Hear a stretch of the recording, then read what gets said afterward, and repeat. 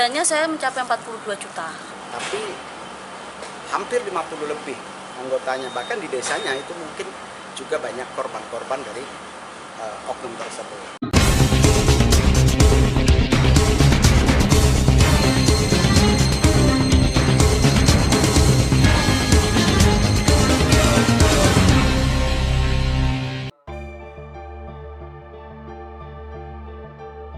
Dugaan penipuan dengan modus arisan atau investasi fiktif dialami puluhan korban di Kabupaten Nganjuk, Jawa Timur. Sejumlah korban pun melaporkan kasus tersebut ke Mapolres Nganjuk.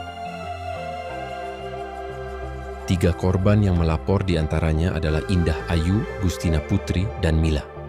Ketiganya melaporkan SS warga desa Sono Ageng, Kecamatan Prambon, seorang perempuan yang diduga sebagai pelaku arisan atau investasi fiktif. Jadi awal mulanya tuh saya ditawarin untuk arisan. Arisan tuh awalnya arisan biasa, udah lancar tuh Pak. Terus habis itu kita ada acara arisan duos. Arisan duos itu saya pertama tuh masukin sedikit, lancar. Habis itu pas kita udah masukin banyak, ternyata enggak cair sama sekali ini. Gitu loh Pak. Iya, kalau Mbak pribadi berapa kerugiannya Mbak? Ini kerugiannya saya mencapai 42 juta. 42 juta. Iya. Ada berapa orang yang dilaporkan hari ini? Yang melaporkan hari ini? Kita bertiga perwakilan saja Pak, jadi sebenarnya itu ada 50 anggota lebih Pak, bahkan bisa lebih kalau ada yang melapor lagi. Ini kan untuk sementara baru 50 orangan, totalnya itu sekitaran 500 juta lebih Pak. Kalau nama arisannya, arisan apa tuh? Namanya arisan duos Pak. Arisan duos? Duos itu jadi berdua kita kan bayar admin juga, adminnya itu di Mbak Sasa itu, kita transfernya juga di Mbak Sasa. Itu di Telegram, IG, atau di Facebook, atau di apa itu Mbak?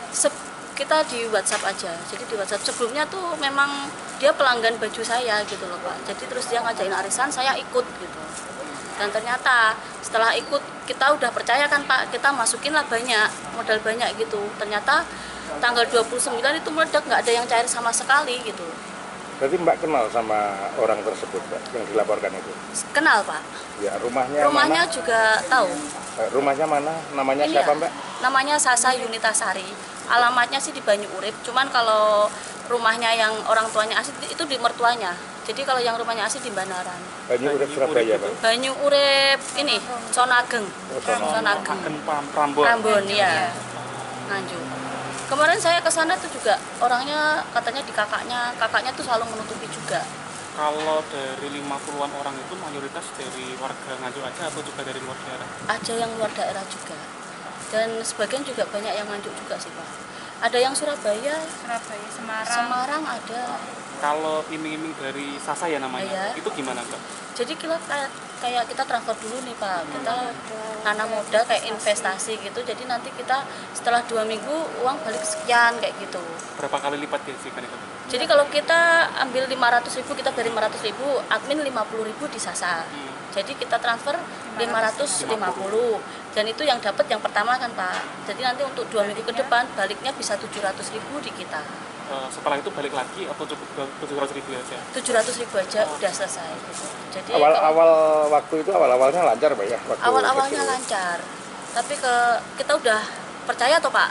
Kita nanam udah banyak, modalnya itu udah banyak, terus pas waktu kita nanam banyak itu nggak ada yang balik, nggak ada yang cair gitu.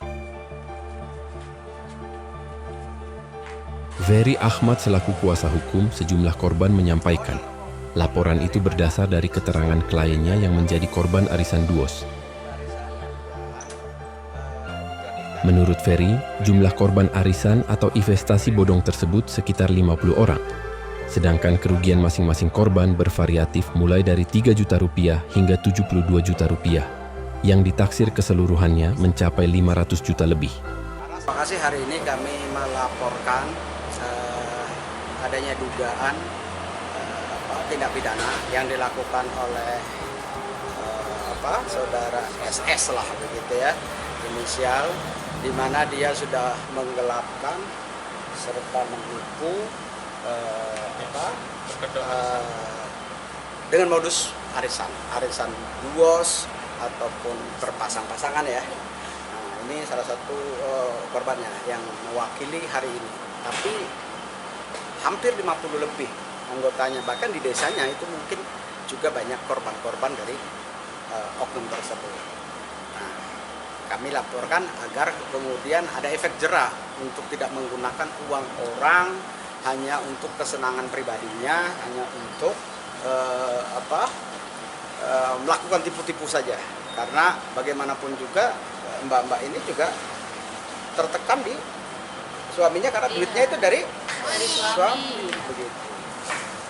Kalau total korbannya ada berapa? Kurang lebih yang ada di data kami itu 50 dengan kerugian variatif. Ada yang mulai dari 3 juta sampai ke 72 juta.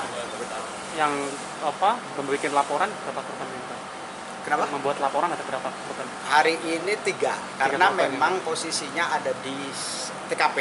Tapi yang lain juga menguasakan pada kami melalui online. Ini kan karena memang ada yang di Tangerang, ada di luar negeri, Taiwan dan lain sebagainya. Tapi mereka merasa bahwa hal ini harus diungkap. Berarti ini korban juga ada yang di luar negeri posisinya? Ada di luar negeri. Kalau harapan Abang sendiri sebagai kuasa hukum bagaimana? Ya tentunya dalam praktek-praktek seperti ini adalah praktek yang merugikan masyarakat. Dan praktek ini jangan sampai kemudian terus berkembang. Modus baru, terus kemudian dengan pengelolaan baru, sehingga meresahkan masyarakat. Memang boleh iming-imingnya begitu. Namun karena memang di era hari ini, di era digital, di era online, hampir rata-rata tergiur karena memang kondisi ekonomi masyarakat seperti itu. Dari Kabupaten Nganjuk, Jawa Timur, Agus Bima, Tim Liputan Akurasi TV. Akurasi TV.